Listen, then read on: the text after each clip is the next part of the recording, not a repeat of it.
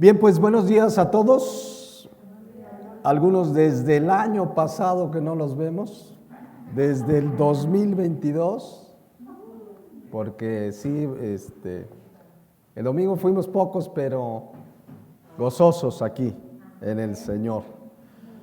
Pero qué bendición, no dejemos de tener presente esto, es de verdad una bendición, un privilegio tener esta libertad de reunirnos, de congregarnos, de alabarle, de predicar. Todavía hay estas libertades en este país. Oro que cada uno tenga ese propósito del 2023 que dice Hebreos 10:25. No dejando de congregarnos como algunos tienen por costumbre, ¿no? Sino al contrario, exhortándonos, y tanto más cuando veis que aquel día se acerca. Bien, vamos a continuar con la segunda parte. Estamos viendo una parábola que se le conoce como la parábola de la viuda y el juez injusto. Una parábola donde Jesucristo dice con toda claridad de qué trata. No hay que especular, no hay que imaginarnos. La palabra dice en Lucas 18:1 que también le refirió Jesús una parábola sobre la necesidad de orar siempre y no desmayar. ¿De qué trata la parábola? Sobre la necesidad de orar siempre y no desmayar. Hace 8 días vimos ejemplos de hombres y mujeres de la Biblia que oraron en diferentes circunstancias, intercediendo, pidiendo perdón, pidiendo a Dios sanidad, etcétera, etcétera. Hay motivos por los cuales orar, son muchísimos. Vimos varios ejemplos que oraron, que clamaron, que rogaron a Dios, que suplicaron a Dios. Y es un mandato. La palabra dice 1 Tesalonicenses 5:17 que debemos orar ¿cómo? Sin cesar. La versión de Dios habla hoy dice oren en todo momento. Hermano, no sé qué hacer, ora. Nueva Traducción Viviente dice nunca dejen de orar. Entonces vimos que de acuerdo al griego la palabra orar, proseuchomai, significa clamar a Dios, rogar a Dios en adoración, suplicar. Así viene uno delante de Dios a suplicar. No viene uno a dar órdenes, ¿verdad? Sánalo ahora, ¿no? Señor, dame ahora, ¿no? Esas expresiones soberbias para dirigirse a Dios. No, la palabra orar habla de súplica. Y habla de una súplica en adoración, reconociendo quiénes somos y a quién nos estamos dirigiendo. Entonces, para comenzar, ahora sí ya la parábola dice que también le refirió una parábola sobre la necesidad de orar siempre y no desmayar. Quiero que vean y recordemos que aquí habla de que orar siempre es una ¿qué? Necesidad. Ya vieron, ahí dice la necesidad, y la palabra necesidad en el griego dei habla de algo necesario, de algo preciso, de algo conveniente, de algo obligatorio incluso, pero el cristiano ora porque ese es su anhelo, pero es algo que es preciso hacer. Decíamos hace 8 días, una necesidad es algo que si no sacias te puedes morir. Comer es una necesidad. Beber agua es una necesidad. ¿Y qué haces cuando tienes hambre? Comes, no programas al cuerpo, tengo que comer. No, el cuerpo luego empiezan las tripas a decir que hay hambre. La boca se empieza a secar cuando hay sed. Entonces, esa necesidad se sacia pues tomando agua, comiendo. El cristiano de a de veras, el cristiano que ha nacido de nuevo, como tiene una nueva vida espiritual, esa vida espiritual necesita 2 elementos vitales. La palabra de Dios, que no solo de pan vivirá el hombre, sino de todo alimento, de toda palabra que sale de la boca de Dios, y la oración. La oración es una necesidad. A veces le decimos a la gente, el cristianismo es una relación con Cristo. Pero no vivimos esa relación porque esa relación es una relación donde le hablamos ¿cómo? Orando. Y nos habla ¿cómo? Con la palabra. Entonces, si alguien no ora, algo anda mal en su relación con Dios. Si alguien no está orando, siempre no está teniendo una vida de oración, algo está pasando en su vida espiritual porque es una necesidad, no necesito programarlo, es una necesidad hablar con Dios y dice que debemos orar, o esta parábola habla sobre la necesidad de orar, ¿cuándo? Siempre. Cierto es que tomamos un tiempo, yo he aconsejado con la palabra de Dios, viendo la vida de Jesucristo, la vida de hombres de Dios, orar en la mañana, dedicar un tiempo específico en la mañana antes de comenzar cualquier actividad, pero durante el día oramos, vas en el carro y oras, hay una necesidad y oras y clamas. El cristiano tiene una vida de constante oración. Y dice aquí que es sobre la necesidad de orar y no desmayar. La palabra desmayar en caqueo del griego significa no debilitarse, no descorazonarse, no cansarse, no desmayar. A veces oramos y no vemos la respuesta y como que queremos tirar la toalla. ¿Cuántos han orado por un hijo que no es cristiano, por un familiar, por un amigo? Ora hasta tener la respuesta de Dios. No sé si será la que esperamos, pero tenemos que orar y a veces queremos tirar la toalla. Hay que orar sin desmayar. Es más, yo decía, si no oramos podemos desmayar. Entonces, tenemos que orar hasta tener una respuesta de Dios. A veces será sí, a veces será espera, a veces será no, pero orar sin desmayar. Hay una escena, me estaba acordando cuando preparaba la enseñanza de hoy, una escena en el Antiguo Testamento de una batalla donde yo veo una figura muy hermosa de la oración sin desmayar. Esto sucedió allá en tiempos de Moisés en Éxodo 17:8. Miren qué hermosa escena que habla sobre orar sin desmayar y lo que la oración trae. Dice Éxodo 17:8. Entonces vino Amalec, enemigo del pueblo de Israel, y peleó contra Israel en Refidim. Y dijo Moisés a Josué: escógenos varones y sal a pelear contra Amalec. Mañana yo estaré sobre la cumbre del collado y la vara de Dios en mi mano. E hizo Josué como le dijo Moisés, peleando contra Amalec, y Moisés y Aarón y Hur subieron a la cumbre del collado. De este breve pasaje podríamos hacer un par de prédicas, pero quiero que vean la clara figura de lo que es la oración y lo que trae la oración a nuestra vida. Porque es una buena referencia sobre la oración. De entrada hay una guerra. Amalec, ¿contra quién? Contra Israel. Donde, por cierto, si uno lee Deuteronomio 25, 17 y 18, se darán cuenta que Amalec los agarró por la retaguardia, desprevenidos. Miren lo que dice, para que vean cómo, o sea, Amalec era el enemigo. Y dice Deuteronomio 25, 17, haciendo memoria de esa batalla, dice: acuérdate de lo que hizo Amalec contigo en el camino cuando salías de Egipto, de cómo te salió al encuentro en el camino y te desbarató ¿qué? La retaguardia, de todos los débiles que iban detrás de ti.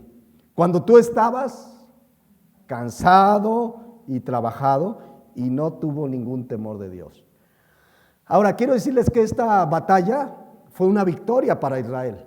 Finalmente sí los agarró desprevenidos, parecía que esto era una victoria para Amalec, pero vamos a ver cómo fue la victoria de Israel.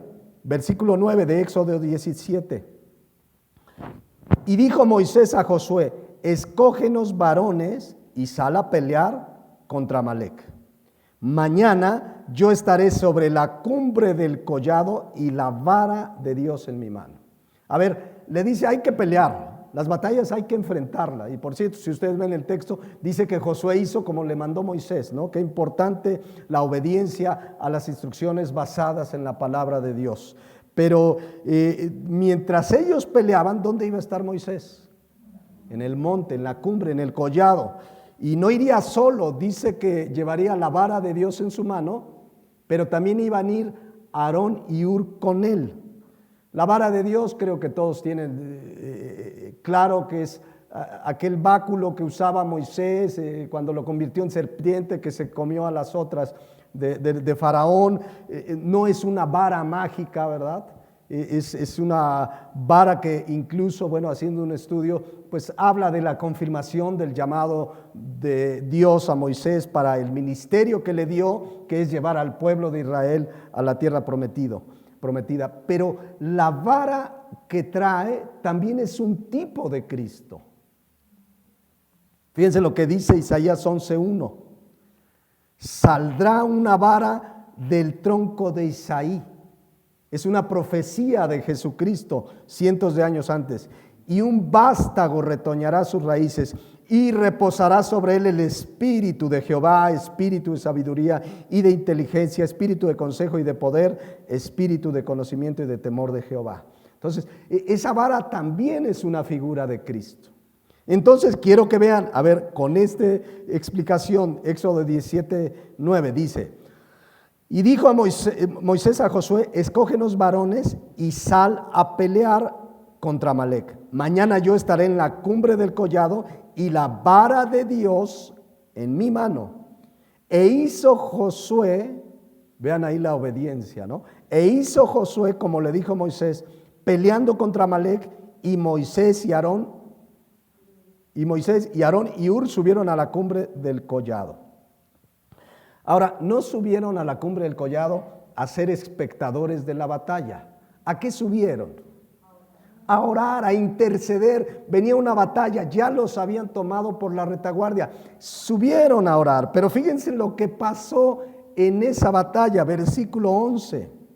Y sucedía que cuando alzaba Moisés su mano, ¿qué pasaba? Israel prevalecía, mas cuando él bajaba su mano, prevalecía Amalec. Fíjense, ese levantar la mano es una expresión de oración. Cuando él oraba, cuando ellos estaban en comunión con Dios, ¿qué pasaba? Israel ganaba, pero se cansaba Moisés. O sea, el hecho de que bajaba la mano, no es que decía, ay, ya la voy a bajar porque van ganando. Se cansaba. La vida de oración a veces que se cansa uno y estás orando y ay Señor y no veo, pero sigue orando, hay que orar sin desmayar. Por eso les decía que es una figura de la oración. Entonces, pero también la vara representa ¿a quién?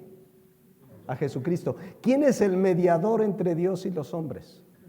Jesucristo. Hay quienes refieren que esta expresión de que levantaba la mano también habla de que cuando levantamos a Cristo en nuestras vidas, hay victoria.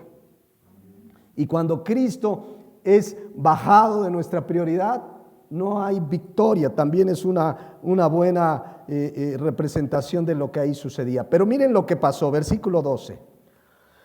Y las manos de Moisés, ¿qué pasó? Se cansaban. O sea, Moisés no era Superman, era un hombre, se cansaba. Y luego vean las figuras que usa aquí. Por lo que tomaron una piedra y la pusieron debajo de él y se sentó sobre ella. Y Aarón y Hur sostenían sus manos, el uno de un lado y el otro del otro. Así hubo en sus manos firmeza hasta que se puso el sol. Vean varias cosas ahí, les digo, podríamos hacer una prédica, pero dice que cuando se cansó Moisés, tomaron una piedra y la pusieron debajo de él. ¿Qué representa la roca, la piedra? Cristo debe ser nuestro descanso. En él debemos descansar. Moisés además no estaba solo. Moisés, ahí estaba Aarón y Hur que lo ayudaron, pero debemos descansar en Cristo. Mateo 11:28 dice: venid a mí todos los que están cansados y trabajados y yo los haré descansar. Entonces Cristo debe ser nuestro descanso, no la economía. ¿En qué descansa tu vida este año? ¿En la cuenta del banco? ¿En que tienes un trabajo? Ay, qué bueno que tengo un trabajo y por eso estoy tranquilo. ¿O en que tenemos a Cristo?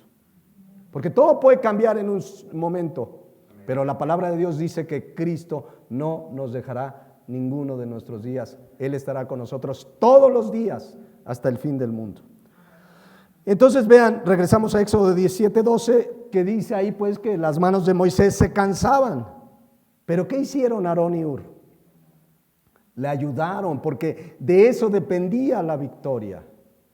Decíamos hace 8 días, qué importante es recurrir a hermanos en Cristo. Hermano, ayúdame a orar.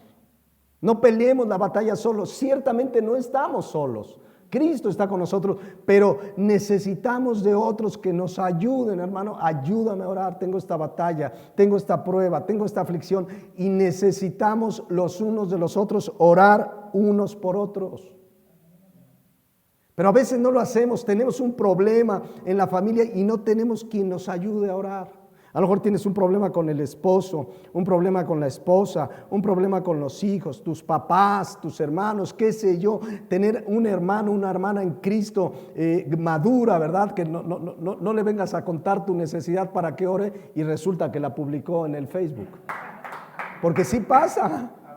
No le cuentas algo a alguien y ya todos en el Facebook saben tu problema. No, alguien de confianza que te va a levantar las manos y va a decir, yo voy a orar por ti.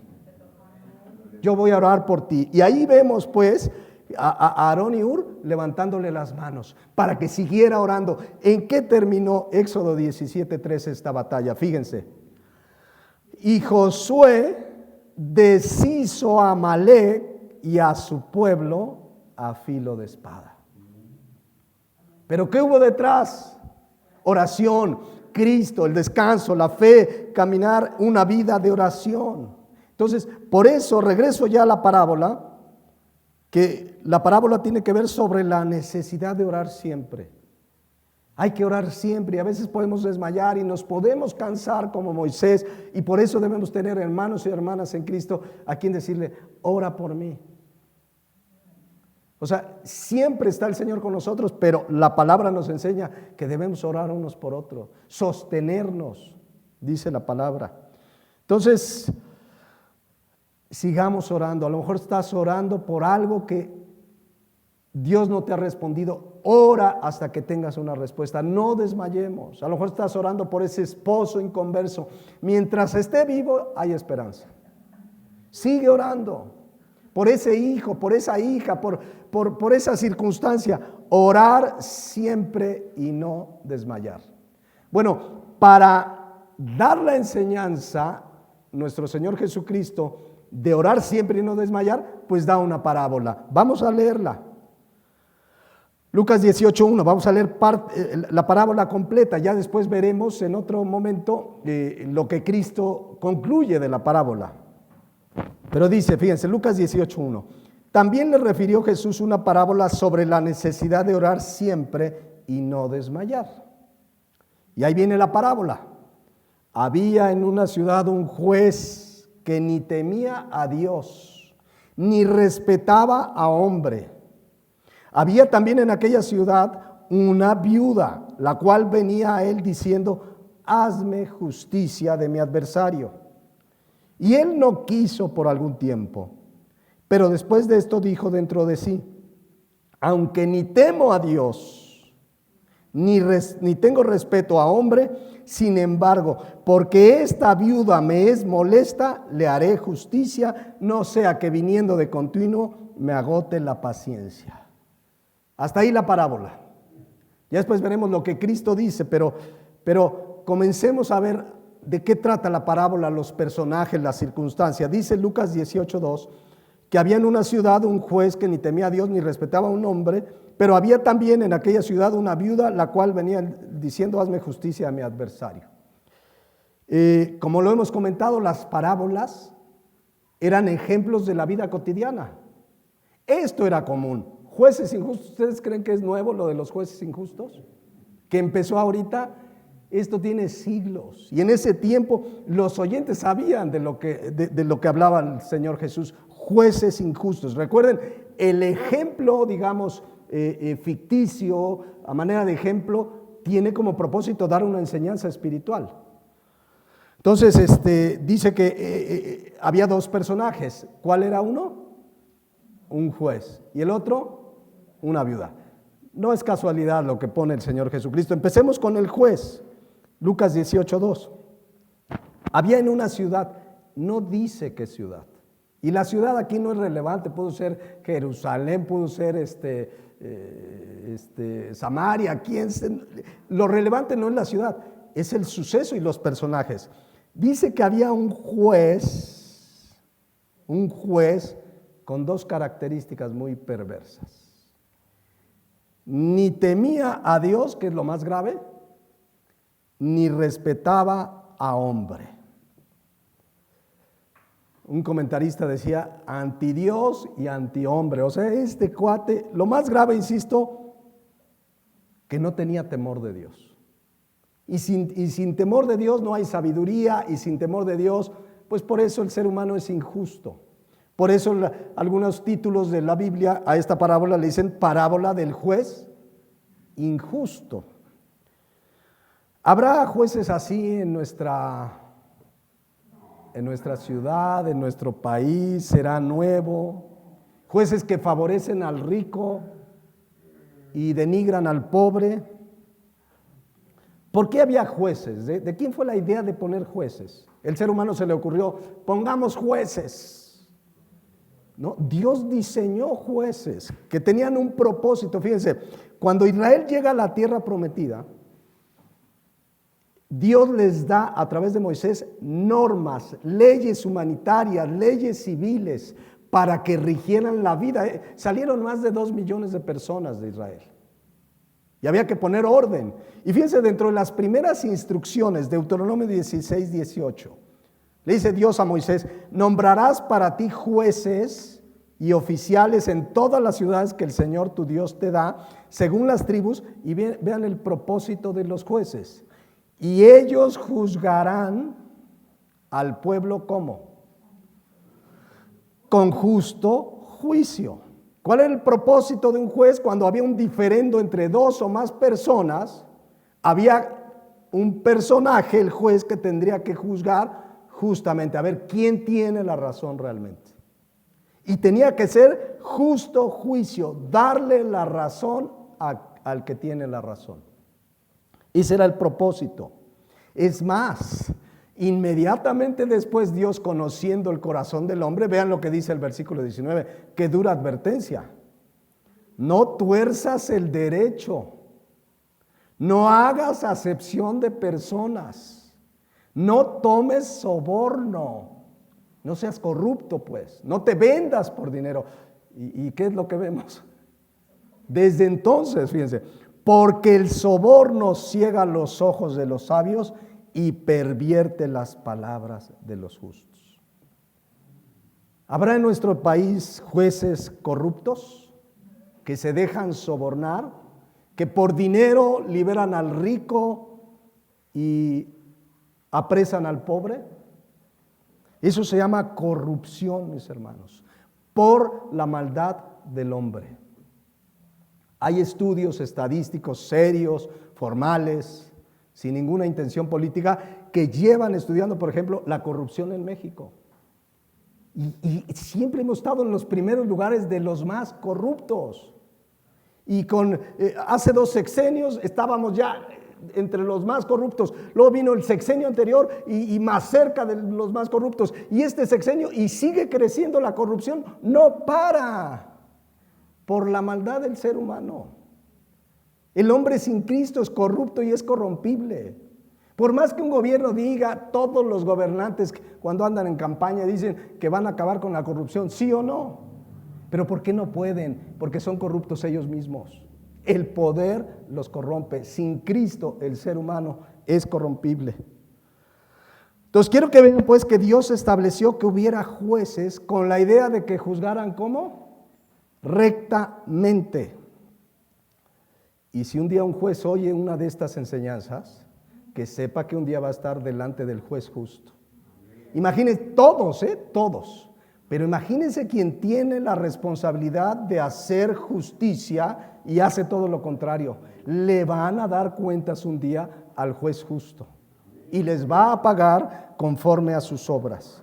Dios no está ajeno, mis hermanos. En Israel hubo corrupción de jueces. Miren, les leo un texto que sucedió en Amós 5 en adelante, como el enojo de Dios por la corrupción de los jueces.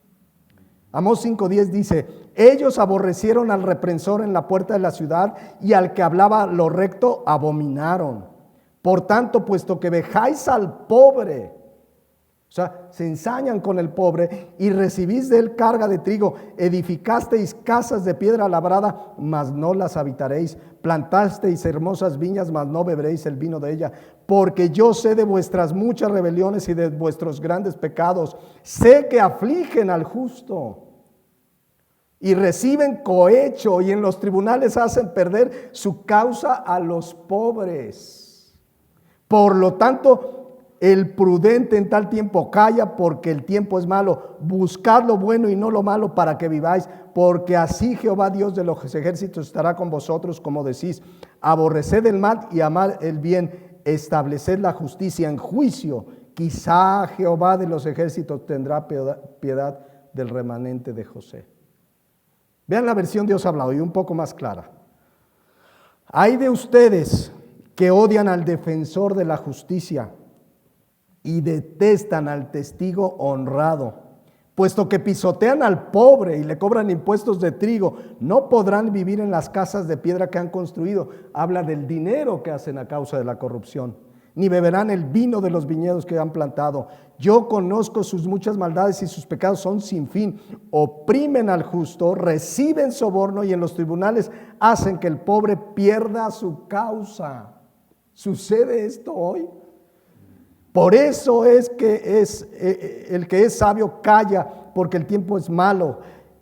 Busquen el bien y no el mal, y vivirán, y así será verdad lo que ustedes dicen, que el Señor, el Dios Todopoderoso, está con ustedes. Odien el mal, amen el bien, asegúrense de que en los tribunales se hace justicia. Quizás entonces el Señor Dios Todopoderoso tendrá piedad de los sobrevivientes de Israel. Qué importancia que el juez sea justo. Ahora, sería otro tema, pero como papás muchas veces tenemos que juzgar casos de los hijos. Oremos para ser justos. O a lo mejor eres jefe en un negocio, en una empresa, o tienes gente bajo tu cargo. Hay que ser justos. Bueno, el caso es que en la parábola, regresamos a Lucas 18:2, pues hay un juez que ni temía a Dios ni respetaba a hombre. La Nueva Traducción Viviente dice que era un juez en cierta ciudad que no tenía temor de Dios ni se preocupaba por la gente. Pero lo más grave, repito, ahí en Lucas 18:2 es que no tenía temor de Dios. No tenía ni respeto ni honra por el nombre de Dios. Y repito, sin temor de Dios la gente hace lo que sea. Entonces, se imaginarán este juez que además dice aquí que pues no tenía temor de Dios. ¿Ustedes creen que le importaba aplicar la ley? La ley civil, hablamos de la ley civil porque era un juez civil, por lo que se entiende en el texto, pero si no tenía temor de Dios podía hacer lo que quisiera. Pero además dice que no tenía ni respetaba hombre. O sea, no respetaba a las personas. La palabra respetar es bien interesante en el griego, en trepo, porque tiene un sentido bueno y un sentido malo. Aquí dice que no respetaba. La palabra respetar habla de respetar, de darle el justo trato a las personas. Pero también en un mal sentido significa avergonzar. O sea que este cuate no daba trato justo a las personas y le gustaba, muy probablemente por la palabra griega, hacerlas quedar en vergüenza. Entonces este juez era un verdadero malvado, perverso, no tenía temor de Dios. Así está la gente sin Cristo, mis hermanos. La gente sin Cristo no tiene temor de Dios. Por eso el mundo está como está. No solo los jueces, no solo los gobernantes, la gente en general. El problema principal de la humanidad es que está sin Cristo, no tiene temor de Dios. Por lo tanto, no hay un freno en su vida. Si caminando en Cristo de repente llegamos a fallar, y claro, tenemos el recurso de confesar nuestro pecado, y Él es fiel y justo. Ahora, quiero que vean además otra cosa de este juez, Porque Jesucristo dice que no tenía temor de Dios ni respetaba a hombre.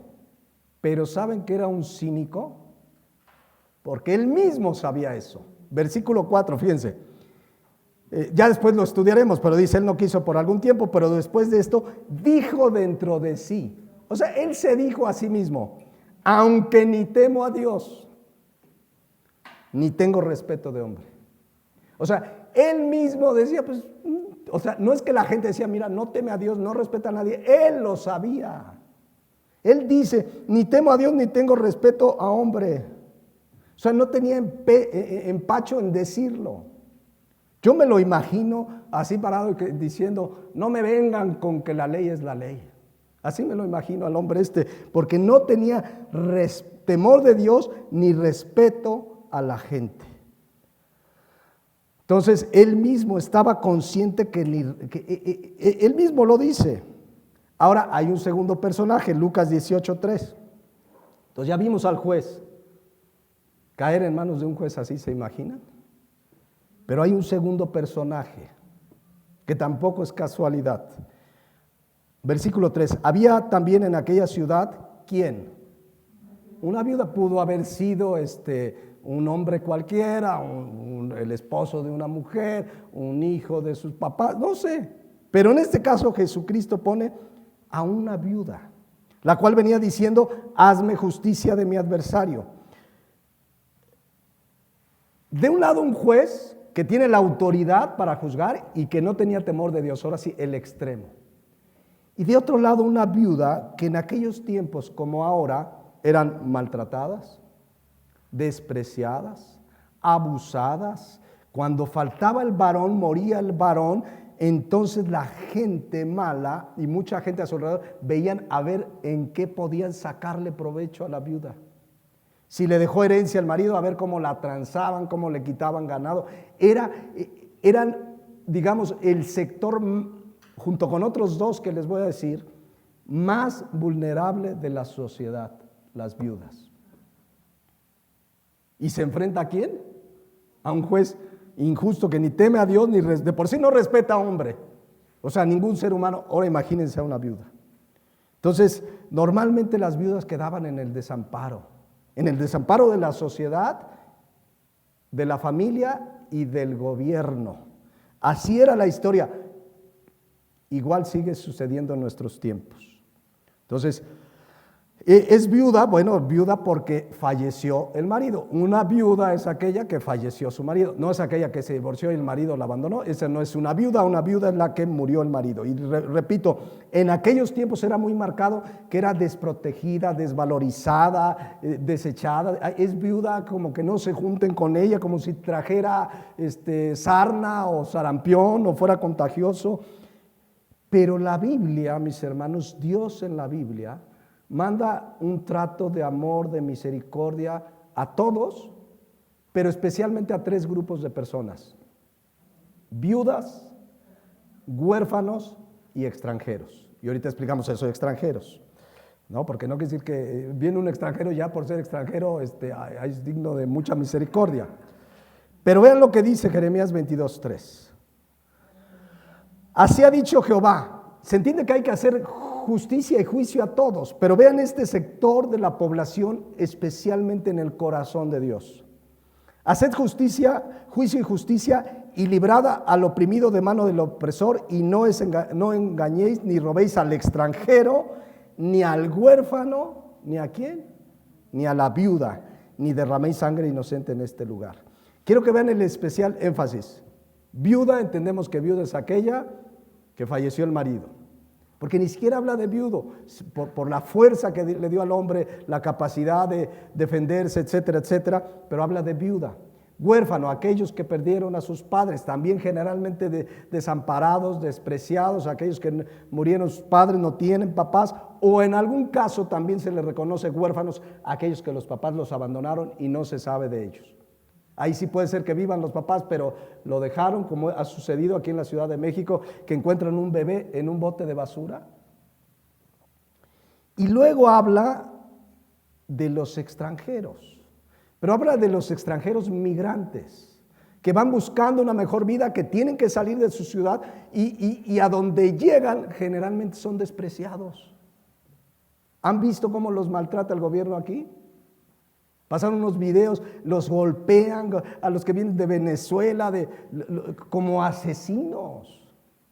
Un maltrato, también en Estados Unidos, no cantan mal las rancheras. No sabemos quién está peor, si los de allá o los de acá, pero además la gente, ven, ahorita por ejemplo se entiende el problema que hay allá en Ciudad Juárez, en Tijuana también, donde están regresando a los migrantes de Estados Unidos porque no quieren recibirlos hasta que hagan un trámite y la gente los ve mal. Claro, hay asociaciones que los ayudan, que tienen cuidado del extranjero. Entonces, bueno, es claro el llamado de Dios a tener especial justicia, atención, misericordia con viudas, huérfanos y extranjeros. Tanto así que, fíjense lo que dice Deuteronomio 10:17, leyes que se le dan al pueblo de Israel recién llegado a la tierra prometida. Dice, porque Jehová vuestro Dios es Dios de dioses y Señor de señores, Dios grande, poderoso y temible, que no hace acepción de personas ni toma cohecho. Y vean lo que dice Dios mismo, que hace justicia al huérfano y a la viuda, que ama también al extranjero, dándole pan y vestido. Entonces el llamado de la Biblia, contrario a lo que sucedía en esa época y a lo que sucede hoy, es tener misericordia. Esos migrantes no vienen porque quisieron. Los que se van de México no se van porque quisieron. ¿Ustedes creen que les encanta irse y dejar a la familia? Se van porque hay una necesidad, por amenaza. Decía una señora que entrevistaron el otro día de Guerrero, que dice, yo vengo huyendo y traigo aquí a mi bebé porque asesinaron a mi marido y me están amenazando. O sea, no me fui de mi ciudad en Guerrero por gusto. Debe haber misericordia a los extranjeros, a las viudas, ¿no? Fíjense, ¿se acuerdan que hace 8 días veíamos que Elifaz, el amigo de Job, fue y le reprochó duramente de que seguramente algo había hecho y por eso le estaba pasando lo que él le estaba pasando, cuando sabemos que fue una decisión soberana de Dios dejar que Satanás tocara la vida de Job? Pero sin embargo Job sí le dijo sus cosas a Elifaz.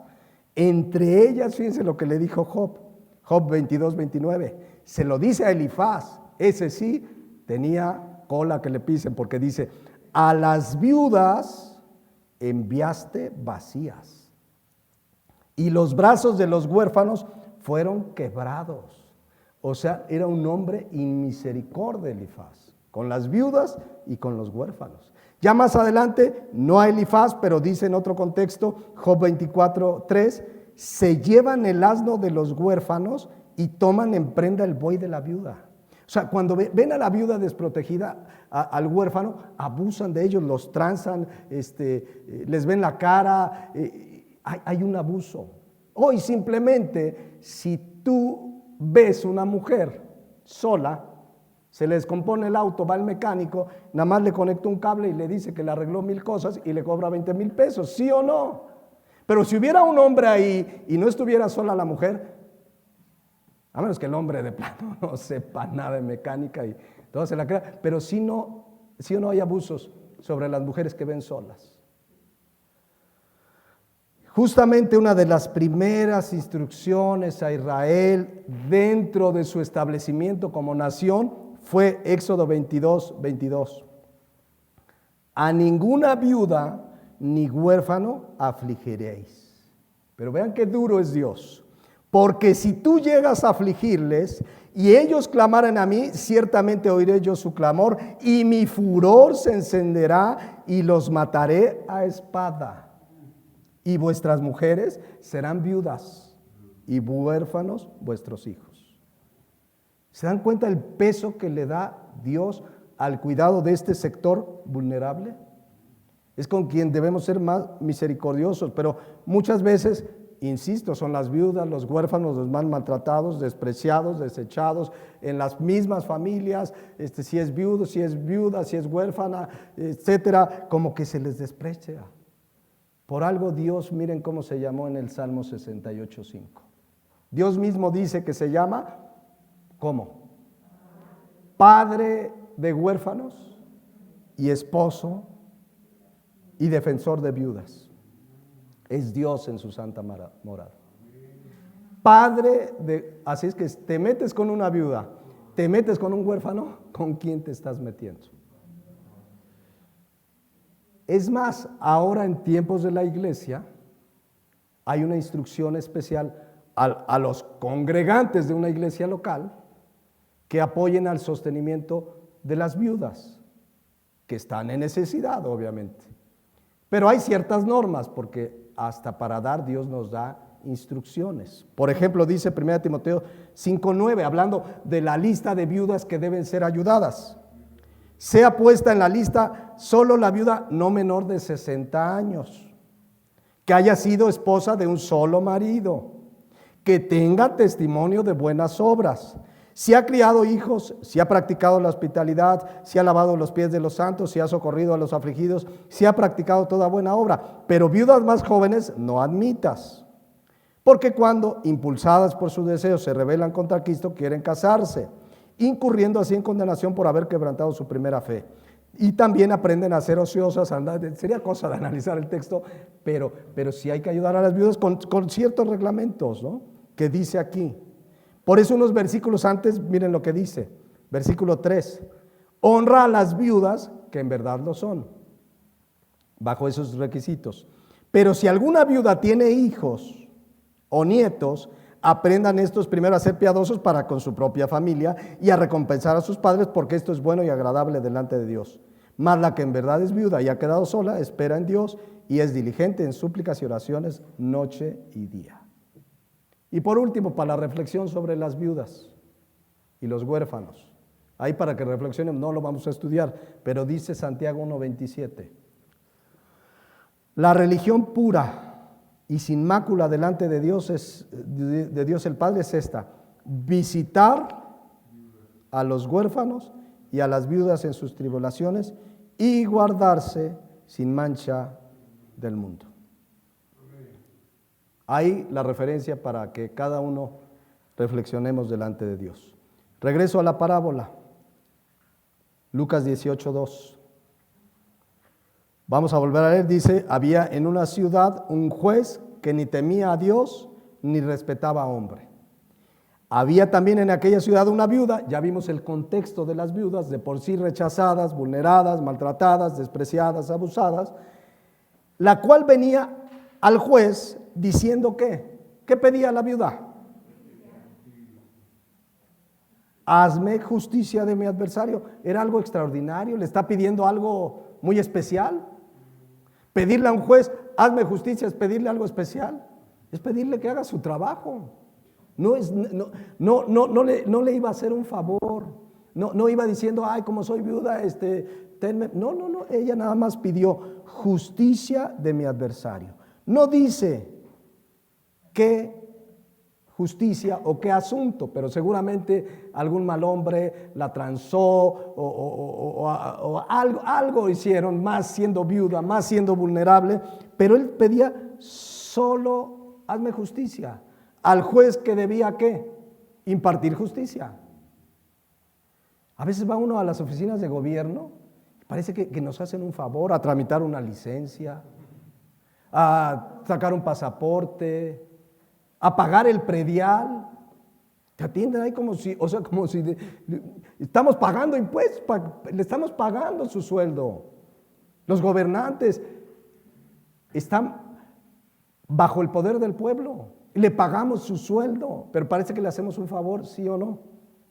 Entonces esta mujer viene, alguien le hizo algo malo, dice mi adversario, entendemos que debió ser algún mal hombre, alguien que le hizo algo injusto. ¿Y qué le pidió ella? Hazme justicia de mi adversario.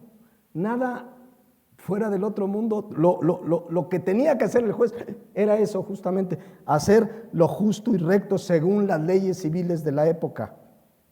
Era hacer su trabajo y le pidió justicia. Nada más que se juntaron dos extremos.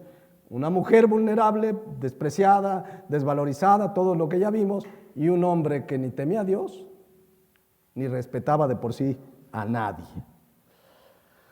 ¿Y qué pasó? Versículo 4. Vamos a dejar ahí un stand-by y en 8 días le avanzamos, pero vamos a ver esta última parte. Versículo 4. Y él no quiso por algún tiempo, pero después de esto dijo dentro de sí: aunque ni temo a Dios, ni tengo respeto de hombre, sin embargo, porque esta viuda me es molesta, le haré justicia, no sea que viniendo de continuo me agote la paciencia. A ver, ya veremos en 8 días qué tiene que ver esto con la necesidad de orar y no desmayar. Pero vean la respuesta del juez en el versículo 4. Y él no quiso por algún tiempo. De entrada dice que él ¿qué? No quiso. O sea, llegó la viuda, no quiero. Regresó la viuda, no quiero. O sea, no dijo no puedo, es un asunto difícil, no tienes la razón, se me hace que fue al revés. No quiso. No quiso. Es una decisión de un hombre sin temor de Dios y sin respeto a hombre. No quiso, punto. No quiso hacerle justicia. Pero algo pasó que cambió de opinión. ¿Será que tuvo temor de Dios? Ya lo vamos a ver en 8 días. ¿O será que ya dijo, desde ahora ya voy a respetar a los hombres y especialmente misericordia a las mujeres viudas? ¿Será eso lo que le hizo cambiar de opinión?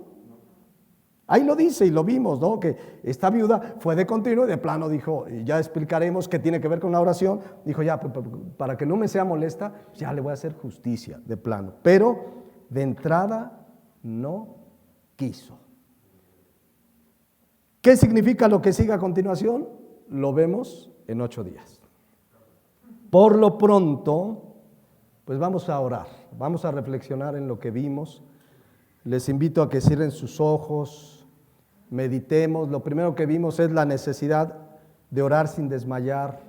Vimos el ejemplo de Moisés, qué importante, estás en una batalla, estás en una lucha, ora sin desmayar. Pídele a alguien que ore contigo, acude a un hombre, una mujer madura en Cristo para que ore contigo, te ayude a orar, así como ayudaron a levantar las manos Aarón y Hur a Moisés. Necesitamos quien ore por nosotros. Quizás tienes una situación con tus papás, tienen problemas tus papás, ora por ellos, pídele a alguien que ore contigo. Quizás tienes un problema con tus hijos, con el trabajo, alguna necesidad.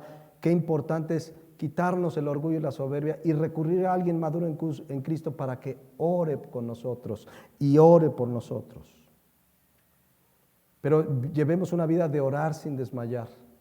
Quizás tienes años orando por algo, un hijo inconverso, un esposo inconverso, una esposa inconversa, y siguen vivos, sigue orando hasta el último de los días. A lo mejor ya ni se le puede hablar de Cristo. Ya le quieres hablar de Cristo y te cierra la puerta, pero no te puede impedir orar. Orar sin desmayar. A veces vas a sentir, ya no tiene caso, no tiene remedio. Mientras hay vida, hay esperanza. Hay que orar sin desmayar. También comenzamos a ver la parábola. Jueces injustos. ¿Cuántos jueces necesitamos entender? Es la maldad del hombre, la corrupción del ser humano, pero hay jueces injustos. Un día le darán cuentas a Dios. Pero cuando nos toque juzgar una situación, seamos justos. A veces como papás tenemos que juzgar asuntos de nuestros hijos. A veces en el trabajo tenemos un nivel de autoridad y tenemos que juzgar asuntos. Oremos delante de Dios que emitamos justos juicios, que seamos justos en nuestras decisiones. También vimos el segundo personaje, las viudas. Qué importante, qué llamado tan claro del padre de huérfanos y defensor de viudas, que es Dios, a que tengamos misericordia especialmente de ellos. Como leímos en Santiago, la religión pura y sin mácula delante del Dios el Padre es visitar a los huérfanos y a las viudas en sus tribulaciones y guardarse sin mancha del mundo. Cada uno meditemos, hemos sido especialmente misericordiosos, amables, afables con las viudas y los huérfanos. Pongámonos de pie, mis hermanos, oremos a Dios. Padre Celestial, gracias por tu palabra. qué enseñanzas, qué exhortaciones nos has dado esta mañana. Creo que todos y cada uno tenemos mucho que aprender y que obedecer y que atender de tu palabra. Estamos aprendiendo sobre la necesidad de orar sin desmayar, pero en todo este entorno pues también nos enseñas de estos dos personajes de quienes aprendimos algunas cosas el día de hoy, Padre. Ayúdanos a ser hombres y mujeres constantes en la oración. Ayúdanos a ser hombres y mujeres misericordiosos con las viudas, los huérfanos, los migrantes. Señor, qué clara es tu palabra. Y hay claras enseñanzas de cómo debemos conducirnos en este mundo, en medio de las circunstancias que vivimos. Gracias porque tu palabra nos habla de todo tema y hay instrucciones y direcciones de cómo debemos conducirnos en cada una de las circunstancias. Gracias por tu palabra y tenemos el entendido que conocerla y saber lo que hemos aprendido hoy nos da una responsabilidad, que el conocimiento que hemos obtenido debemos ponerlo por obra. Que sea tu Santo Espíritu exhortándonos, redarguyéndonos en esto que hemos aprendido el día de hoy. Gracias te damos en Cristo Jesús. Amén. Amén.